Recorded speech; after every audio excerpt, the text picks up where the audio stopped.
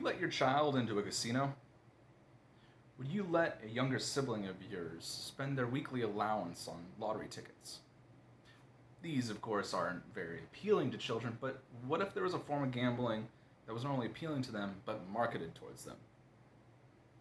I've been playing video games for the majority of my life, and over the past 20 years, a trend that I've seen on the rise is the use of loot boxes in games. Concept simple. You pay a small fee, and you get one random in-game item out of a pool of possible outcomes. Hugely successful games such as Overwatch, League of Legends, and Counter-Strike have included some form of loot box system, as well as a majority of mobile games. But I'm not the only person that plays these games. Children and people with gambling problems also do. Should we allow such a system be marketed towards people it might be predatory towards? No, and in fact, I would say we should outlaw loot boxes in video games in the United States. Let's first focus on those two groups. People with gambling problems are the most affected by this. Studies have shown that excessive involvement in loot box systems is directly correlated to other means of measuring gambling addiction.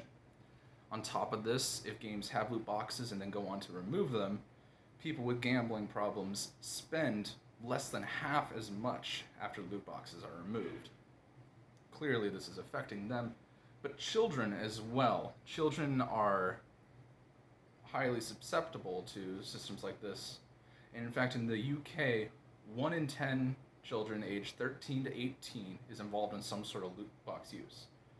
Now, if it's that much in the UK, I can only imagine how much it might be here in the United States. So what's the solution?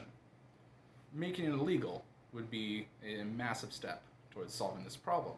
Without loot box systems, companies would be forced to set up direct purchase options, which would involve no chance and no form of gambling. But earlier I did say that people that would spend on loot boxes spend far, far less once loot boxes are removed. And yes, that is true. Companies will lose out on money because of this.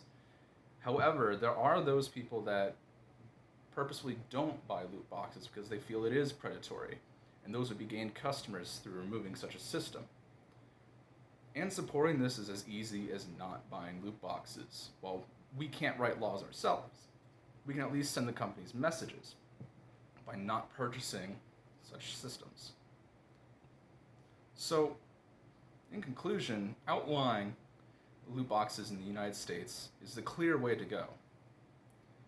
And if you wouldn't allow your child to pull on a slot machine, why would you allow them to purchase loot boxes?